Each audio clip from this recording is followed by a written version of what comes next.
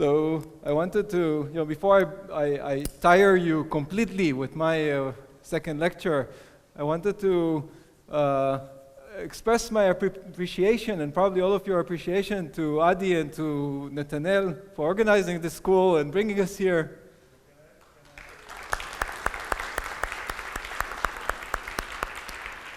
And not to forget Meirav, who was organizing it.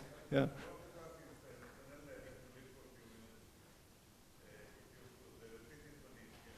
No, but this is the pleasure, right? So I managing to thank him when he's not here. Are you suggesting that I should also add comments about young professors from the Technion?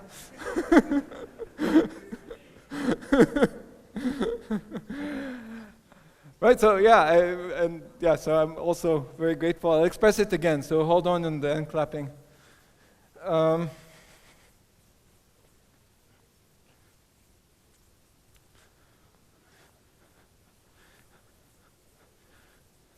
So my goal today is to finish up what we started yesterday with telling you how to do ITEBD. And remembering what ITEBD means is not necessary. So let's see if I can manage that. So one thing that Netanel asked me to emphasize, and he's right, I will not get to talk so much about dynamics. I'll just tell you as an ellipsis, and this is how you do dynamics. But a lot of what we've been thinking about in the last few years had to do with thermalization and its interplay with entanglement formation. And you got some of that in Pedram's talk in the, as well in the context of many-body localization versus other states.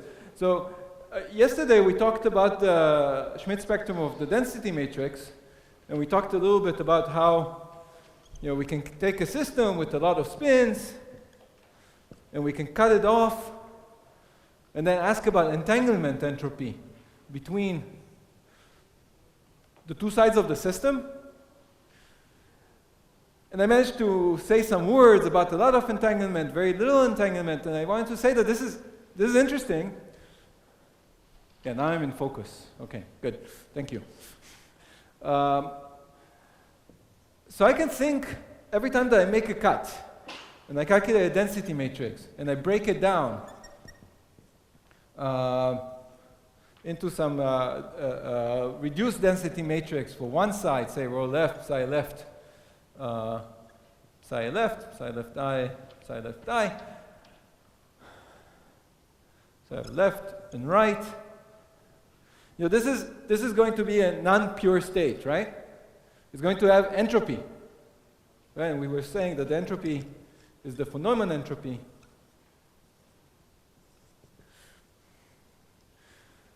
We can always say the same thing in the thermodynamics class, in the statistical mechanics class, thinking about the left as the system and the right as the bath. Thank you.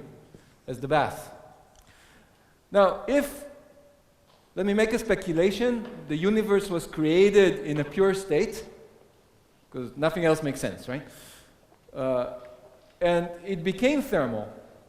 So we can think about maybe if that's the case, my universe started in a pure state, and then dynamics created entanglement between the system, what I call the system, and the bath. Right? But the universe will always be in a pure state under those circumstances. But if I look at the entropy just of the system, it's exactly this thing. So this entropy of entanglement between the system of the bath is also, I think, what we think about as thermodynamic entropy. And now, why is that important for me in my discussion? I'm going to teach you a little more about matrix product states. What was the requirement for matrix product states? It was that I can eliminate a lot of the PIs in this cut. So eliminate a lot of the things that will give me an entropy.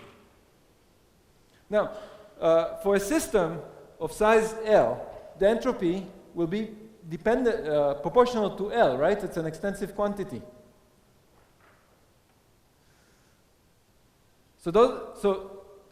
Generic systems with extensive entropy are exactly the ones that I will not be able to treat because they require an extensive amount of entanglement between one side of the system and the other.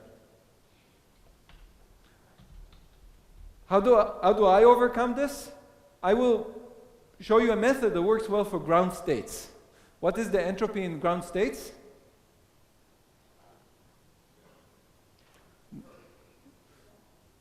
Zero. Temperature is zero, ground state is zero. Now, when you have entanglement between two sides of a ground state, that wouldn't be zero. However, if the state is gapped, there are theorems that say that the entropy will not depend extensively on the size of the system. So I can make use of that. And then I can make use of a second thing, which we do always as physicists, which is we always apply the formulas that we derive beyond their regime of applicability. And when people ask us about it, we say, please ask me in private. So we'll do both, or at least this is the mode of operation for both. It's a method that, the method that I'll teach you actually works well, even for systems with very small gaps. So I just wanted to make this comment about entanglement and thermalization. So systems that thermalize are bad for me. But actually the one paper that I wrote, or that I helped write with my dear collaborators Roger Mong, Mike Zalatal, and my student Christopher White, was about using MPS to describe thermalizing systems. And I won't get to talk about that. However, I will send Meirav a link or a PowerPoint that exactly describes that extension of what we'll talk about here. So these methods can actually be applied to thermalizing systems. In fact, you can use the fact that in thermalizing systems, most of this entanglement is crap entanglement in a way. It doesn't help you understand anything. It's just there to give you thermalization, and you can eliminate that part. All right, so this is an apropos thermalization, dynamics, and entanglement. Do you want to ask any questions that are not too philosophical about this? Anything? Yeah? What is good entanglement versus bad entanglement?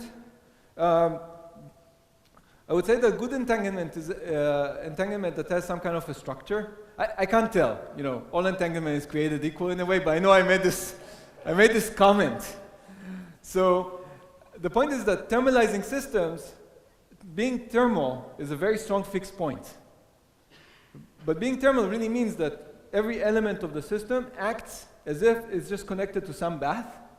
And it doesn't really matter what that bath is, right? That's what allows us to torment students for a year or more with courses on statistical mechanics. It's the universality of the bath.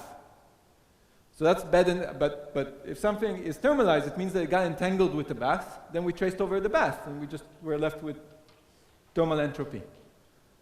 Good entanglement, in that sense, is the entanglement that remembers the nature of the bath, that tells us something about the interplay between the system and what it's entangled with. Anything else? Yep, in the back. A temperature between the system and bath? Not between, but yes, this is finite because once you trace this out, this has a temperature. But I'm happy to answer and I'm happy to discuss this more, but this is an example of something that's an epsilon too philosophical right now. It's a good question. All right, so let's go technical. Is that okay?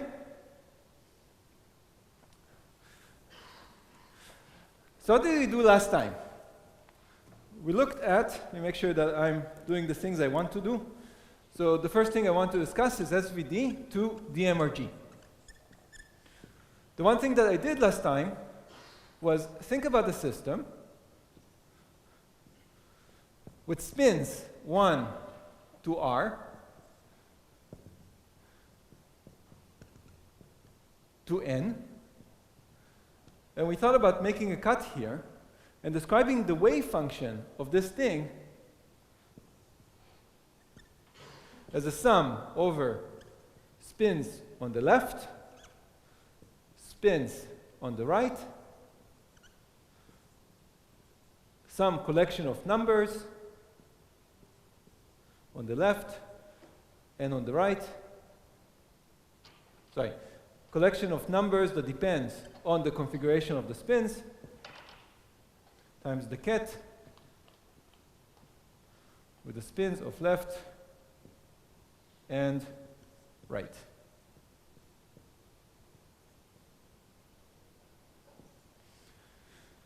And then I said, well, I mean, you can break this down into sum over an index x of wave functions that are marked by x on the left times a set of numbers, sx or dx, and the wave functions on the right. These are orthonormal sets of states, and these are some numbers with absolute value smaller than 1 that are the square root of the PIs that we had before. Remember this? Okay. Can I give you a trivial example? It's kind of like light entertainment. So, for instance, a singlet is exactly in this form. A singlet would be up of the right, down of the left, minus down of the right, up of the left, divide by square root of 2. This is not a political statement. But check this out. This is exactly 1 over square root of 2. And then we have down, left, up, right. That's like state on the left, state on the right times a number. Minus square root of 2, up, left, down, right. Again, this is orthogonal to that. This is orthogonal to that. It exactly has this form. And you can kind of imagine how you can construct this form by hand for simple wave functions. All right, but now, what? Yes. So I had a long discussion with somebody who might or might not be here. Those Sx can always be normalized to be positive numbers between 0 and 1, but they don't have to be. You don't have to normalize them. You can always absorb a phase, in the basis. I personally don't like that because, I like talking about up and downs and stuff. You don't want to renormalize that. But yeah. So it could be negative. But when you square it, you get the PIs from the density matrix. Thanks, George. All right. But now, this has a good pictorial representation. So you see this cut here? I'm going to make it even more elaborate.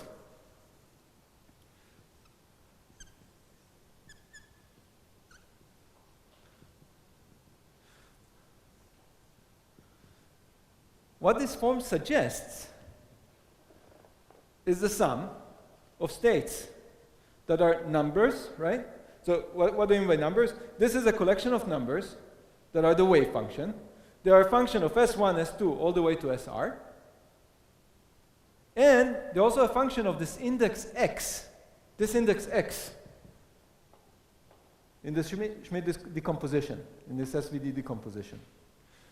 So pictorially, you can describe it as this box that has all these legs coming out of it. And every time that you determine the legs, you get the voltage of the thing. You get the wave function that's associated with it. And what is this Sx? Is that collection of weights, S1, S2, etc., all the way, in this case, to the smallest of the two Hilbert spaces. So M, where M is the minimum of 2 to the n left or 2 to the n right. You can see that that's the rank. That's the rank of the matrices. That's the rank of this object described as a matrix by reversing this ket into a bra. All right. Are you comfortable with this? So then, if you give me a wave function, and it might be very complex. It's like a full wave function, 2 to the n numbers, complex numbers. I can take it and I can process it through this filter. What do I mean? I don't want to keep 2 to the n of anything, s's. I want to chop this off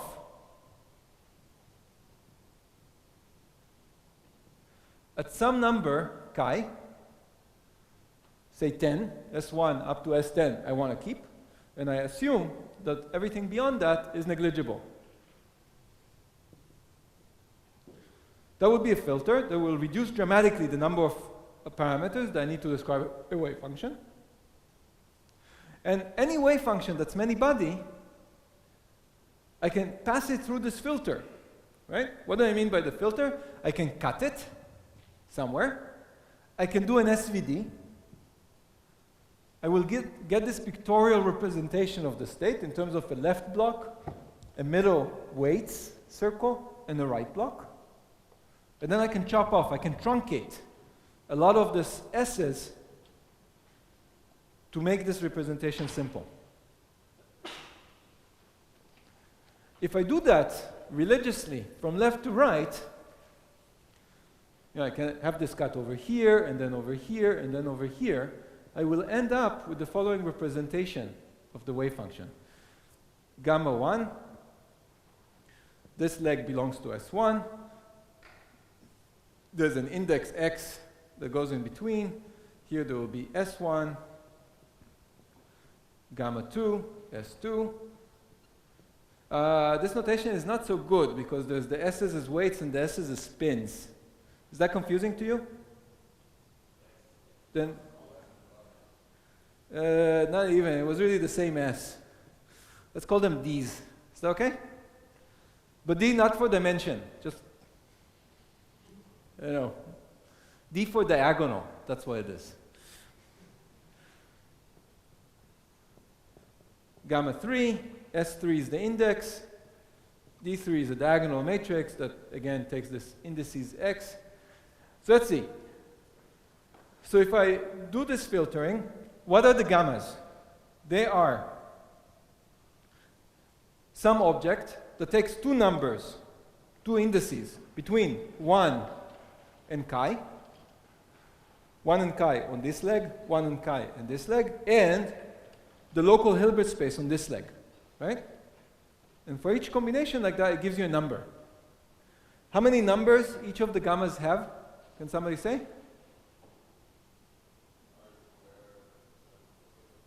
So chi squared, and then times the size of the Hilbert space. Very good. So each object like this, gamma S, x on the left, x on the right, is as chi squared times d, complex numbers. Yeah.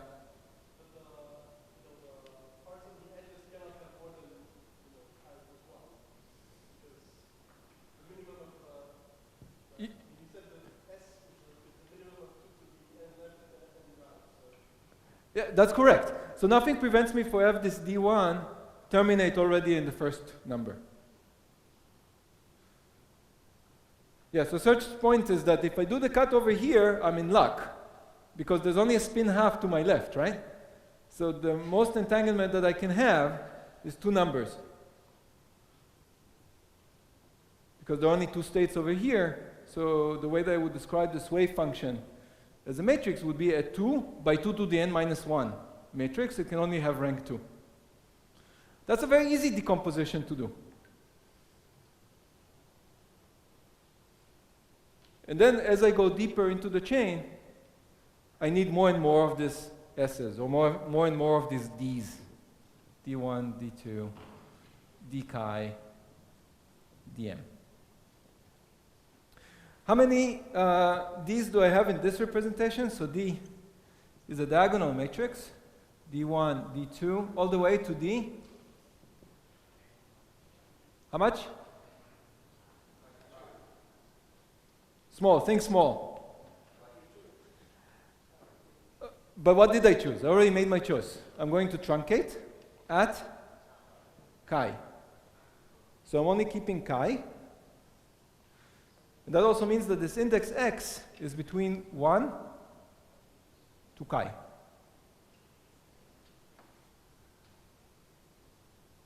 So now the number of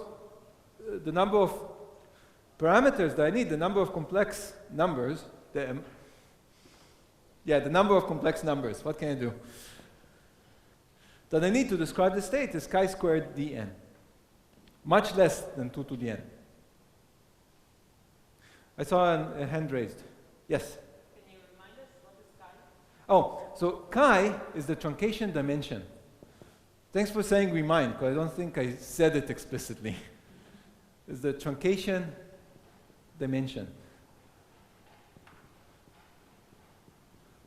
So the point in this truncation is that as I do the SVD, I have a number of weights between the two sides, and those weights, I can sort them from the biggest to the smallest, and I choose just to keep the chi biggest.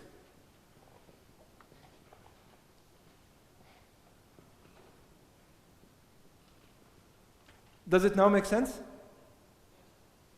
Then the idea is that I want to neglect the things that are not important, so they have to be numerically small. So if you truncate, if you take the whole thing, then you have no advantage. Then you know what? So chi, if you make chi smaller, that's the error. Yeah, no. So if you make chi small, it means that you only kept like one weight. And then you threw out a lot of things. If you make chi, so chi can range, sorry, this is a little confusing.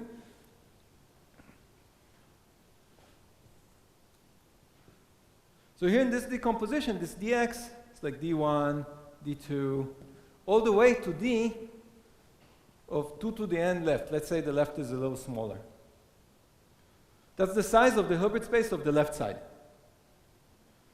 But that's a lot of numbers. I want to decide on a threshold such that below a certain number d, we don't need to keep it. I can decide on a numerical threshold, like 10 to the minus 5, or I can decide on the number, how many d's I want to keep. What's going to be the dimension of each bond. So the chi is the dimension that I want to keep of these. So the larger chi is, the more precise my calculation will be. So think, like if you want to have a number in your mind, then say chi is 20.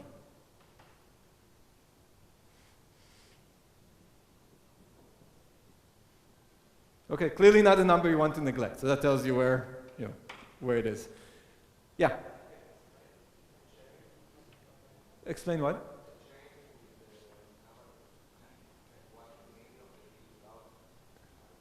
Without what? So the D is a diagonal matrix which corresponds to the weights in each cut. Oh, it goes on. It goes on.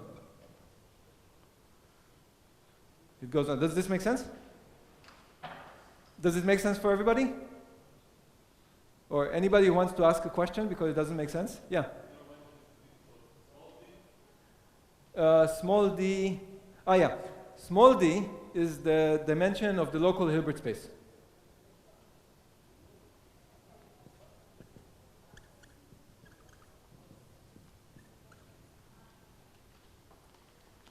Which in this case is 2.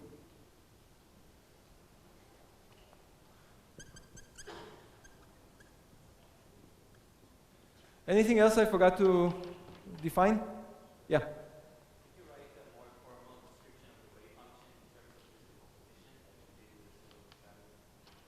Do you want me to write it formally? Yeah. I won't say happily, but I understand the necessity.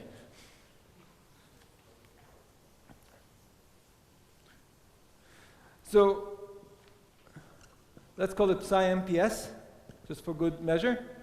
So now I have a sum over intermediate indices xi between 1 and chi. I have a sum over all possible si equals plus or minus 1, spin up or spin down.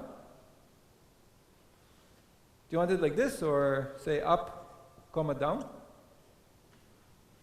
The i's go between 1 and the size of the system. Now, in fact, I also need to, for each I is the location, right? So I also have as many xi's. Let me write it like this. Sorry about this. Xi goes between 1 and chi in each bond. And now I write gamma x. So the first one is hard to write. So gamma, say 0, x1. This is gamma, sorry. Gamma 1 is this matrix. Synthesis would be, say, 0, x1, and spin. We'll multiply that by d1, which is a matrix with index x1 and x2. Sorry, x1. It's a diagonal matrix, but that means I can only keep the diagonals, times gamma 2, x1, x2, comma, spin 2, times, let me go to the next line, d2, x2. D2 is the matrix, x2 is the index, d2 is the vector, x2 is the index. Gamma 3, x2, x3, s. Which s? 3. And this goes on and on and on. Now, this is a set of numbers, right? But I need to make it into a wave function. So to make it into a wave function, I need to multiply by the kets. S1, S2, S3, all the way to Sn, ket.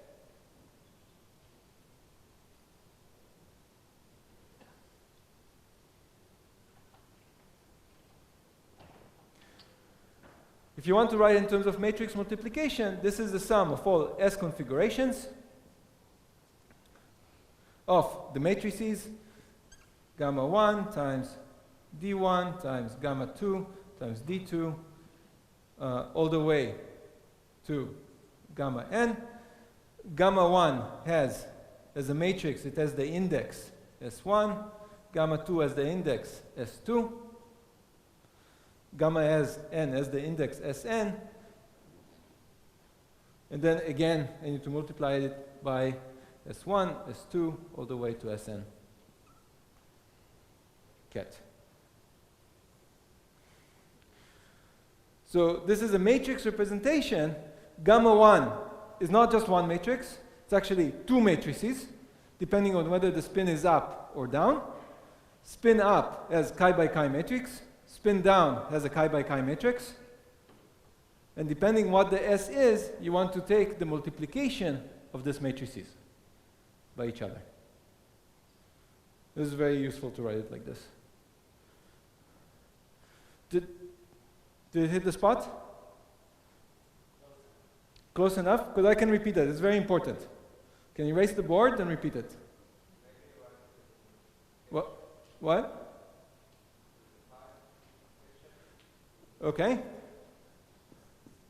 So I need a sum over all configurations of the spin times a product on I goes from 1 to n. Forgive me with boundary terms, okay? Gamma I, Si, di. All this multiplying S1, S2, all the way to Sn, namely the ket of the spins in the computational basis. And in this language, gamma is a chi by chi matrix. D is a chi by chi diagonal matrix. And the point is that, if gammas were numbers, right?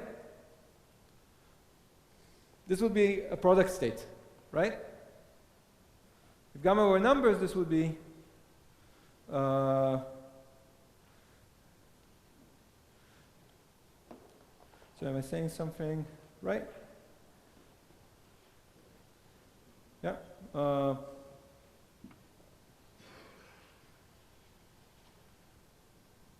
Yeah. Anyway, this is so the point is that these are matrices. If gamma were numbers, this would not be a product state, but it would be a very simple state, which is described just by n numbers. But as you make gammas into matrices, then the state becomes more and more complex and contains chi squared times the Hilbert space dimension times the number of spins numbers.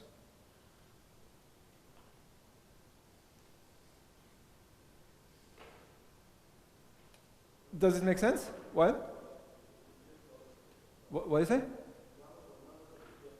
It would not be a product state because you still, you still sum on all the configurations. What? Oh, I see what you're saying. It will be a product state of the, yes, absolutely. Thank you for helping me out. It will be a product state of like some number times up plus not, exactly. It will be a product state. I take my words back. It will be exactly a product state. It will be described by two n numbers. That would be it. So it will be a very simple state. It will be a product state. Thank you. Anything else? Does it make sense now?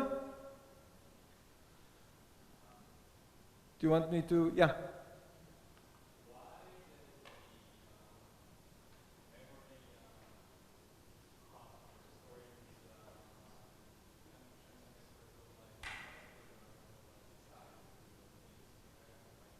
No, these are diagonal, but the gammas are not. The gammas are not. In fact, the whole complexity of the state comes from the fact that those gammas don't commute with each other. If they were commuting with each other, it would be a product state. I think. I'm afraid of making ellipses after, not sleeping so much. Okay. Let's put this. I'm happy explaining this more because this is a very crucial point, the representation of this wave function in terms of matrix products. Any more questions? Yeah?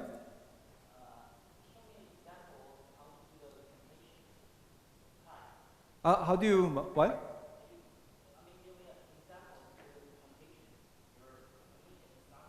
Could you speak up? Give me an example for?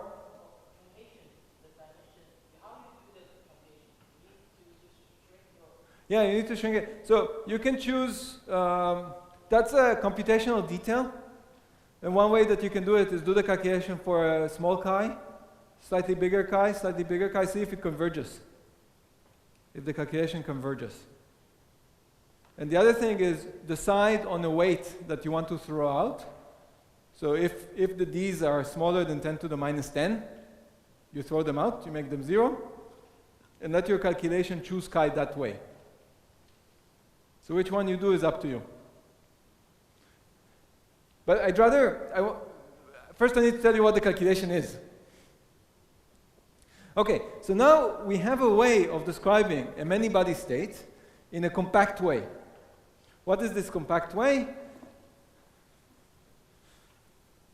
It's this thing that I keep writing here. And maybe the last representation of it was the best, so I'll write it up here. It's the sum over all the spins, being up, down, or minus 1, 1, over the product of a bunch of matrices that multiply each other. Those gives you, this product gives you the weight for the component in the wave function that's S1 to Sn. So how many parameters we have here? We're saying it's 2 times chi squared times n. You can ask, If you want to find the ground state, why don't you find the parameters in the gammas and d's that make this object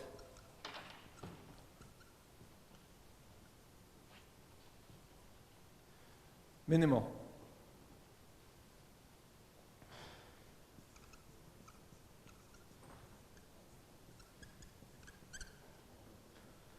That will give you the West wave function represented like this to give you the ground state for a particular Hamiltonian you're using. That's the MRG, as far as I understand it. I never programmed the code in the MRG. That's my understanding, is the MRG. Density, matrix, renormalization, group. But you can do something else if you don't want to optimize like this. So if you want to find the ground state, I can give you an algorithm that can find the ground state by evolving the state in imaginary time. And the same algorithm can evolve the state in real time and give you dynamics. So, are you comfortable with this representation of the state? Semi-comfortable? How many of you are not comfortable with this? So, what is this representation? Each leg is a number. It's an index. It's like a tensor. This leg and this leg go between 1 and chi. So without this leg, the gammas are chi by chi matrices. For each spin configuration, there's a different chi by chi matrix.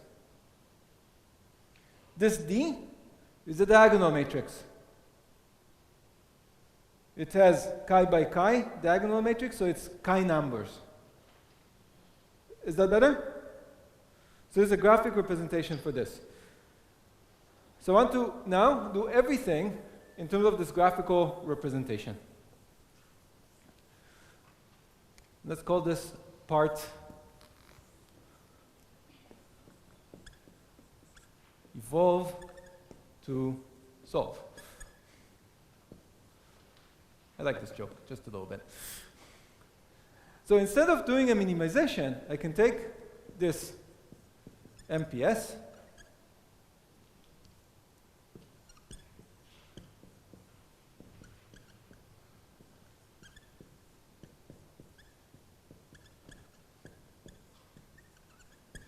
okay, last one, and then I'll stop.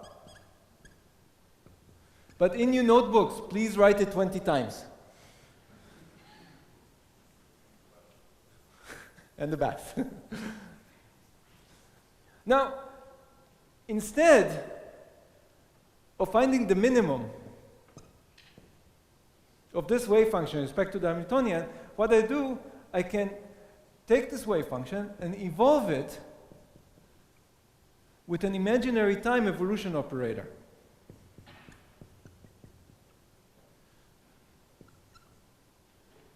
Yeah? 5 minutes? Okay. I'm close, I'm getting there. So if you take any wave function and you evolve with this, where the product is for the evolution operator, if M is large, you're guaranteed to end up with only the ground state contributing. And then you can read off the state. Now, remember yesterday I talked about Hamiltonians that are local, that only affect 2 spins at a time. That means that I can write e to the minus dth, I can break it down into a product of h that affects only spin I and spin I plus 1. And this I can also write as a box. This is an operator. It takes in the state of Si. It takes in the state Si plus 1. It spits out a number. It spits out a vector in terms of Si and Si plus 1, right? So it spits out the state for each Si and Si plus 1 prime. So there's a matrix that takes you from the Hilbert space of two spins to the Hilbert space of two spins. And now I can do Trotter discretization and apply this matrix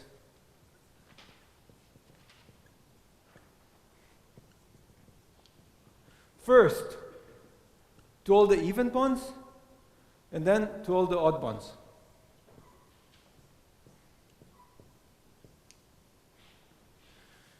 And continue doing this.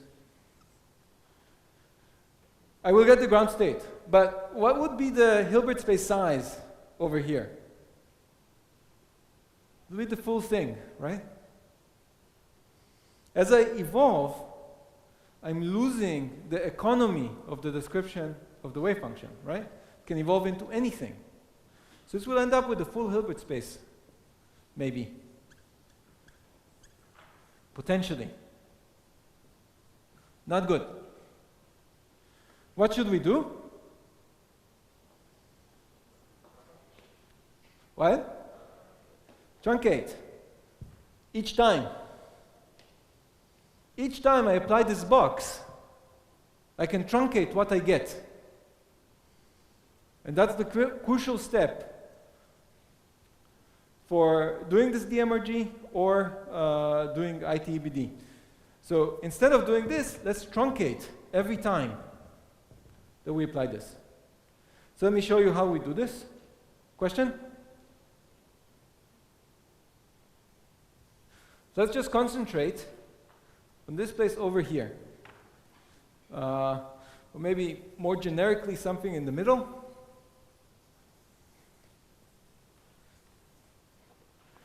Let's call this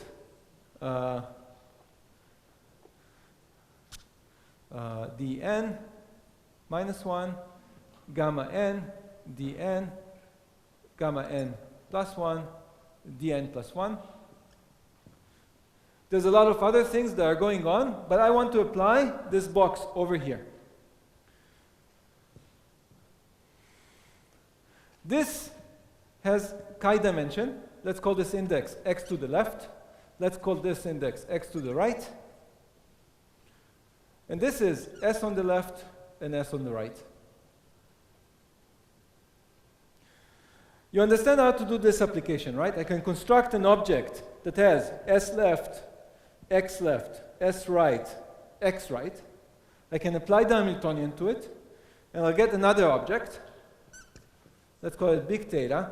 It has the indices x left, s left, x right, s right. Those are all the indexes that were not contracted. This is like a 2 chi by 2 chi matrix, right? I can truncate it.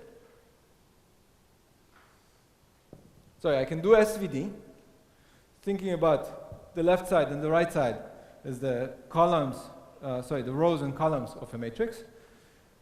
And as I did before, this would be U, XL, SL, some intermediate index X, dx, and then another unitary V with index X on one side and X right, S right on the other.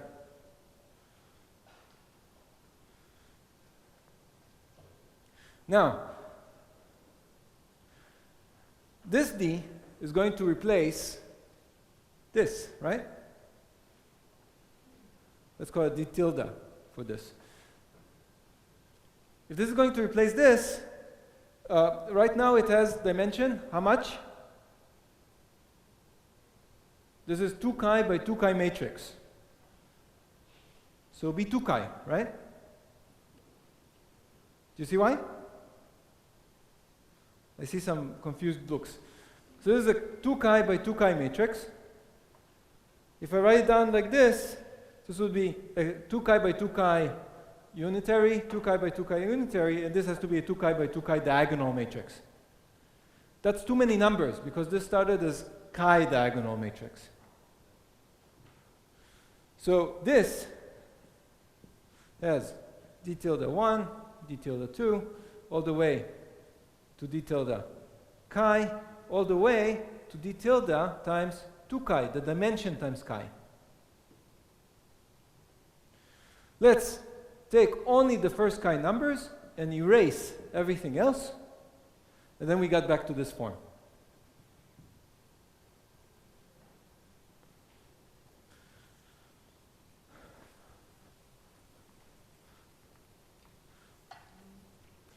So let me draw what this is replacing. So this u is replacing the dn minus 1 gamma n, right?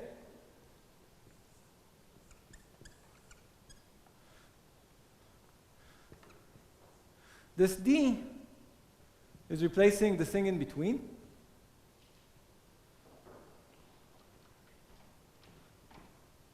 And this v is replacing the gamma n plus 1, dn plus 1. 2 minutes. All right. That's the universal answer, 2 minutes. So this v has to be both of these guys. This d is this d, and this u is both of these guys. So the answer for this is, so now it means that gamma n became gamma n tilde, which is this u. So gamma n has index x left, s left, and the x in the middle.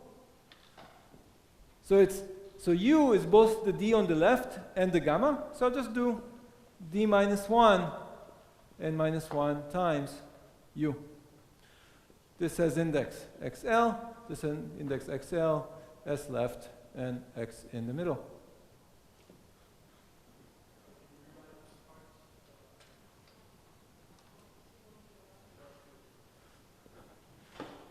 Can you see it? It's very dirty over there? Yeah.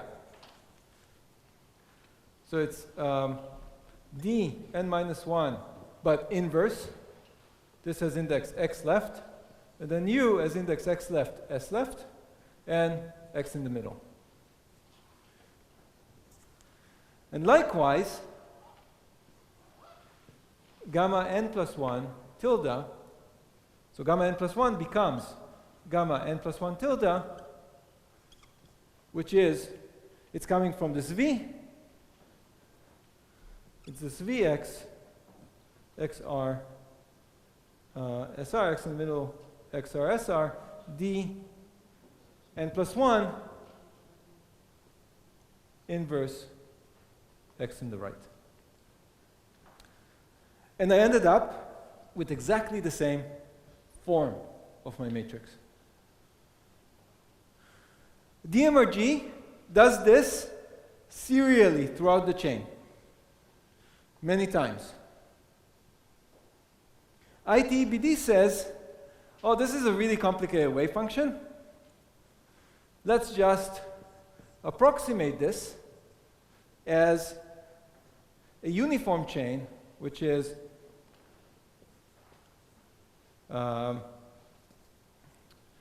d right, gamma left, d left, gamma right, d right, gamma left,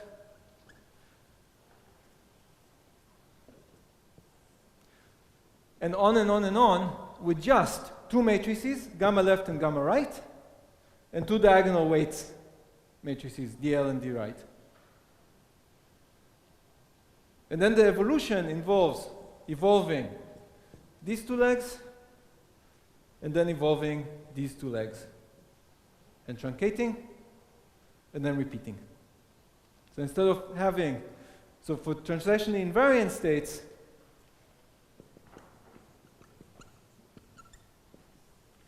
we assume that instead of having n times chi squared times the dimension of the local Hilbert space, we just have 2 times chi squared times the dimension of the local Hilbert space numbers in the gamma matrices.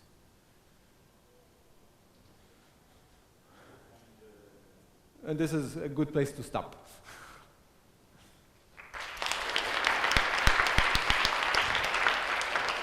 And now that Netanel is here, we can say thank you again to Adi and Netanel for organizing this wonderful school, bringing us here, feeding us.